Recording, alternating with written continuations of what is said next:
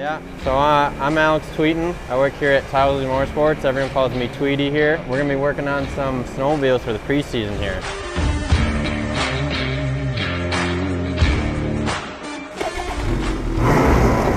Alright, so the first thing we're going to be doing is checking through the machine. We're going to be checking track alignment, ski alignment, shocks, every joint you could grease. We're going to do the chain case oil, we're going to replace the spark plugs, we're going to check the belt, check the oil, and check all the lighting through the machine. So you got your oil tank here. We're going to be checking that, see if that's full.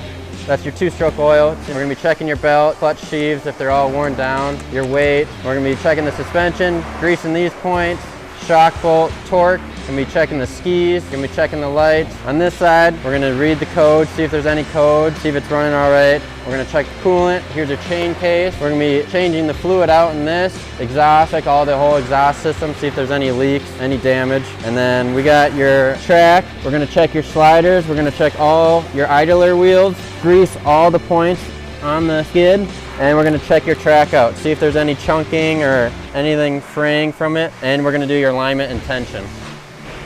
So if you're looking to get it pre-season, come to Tousley. I'll set you up right here.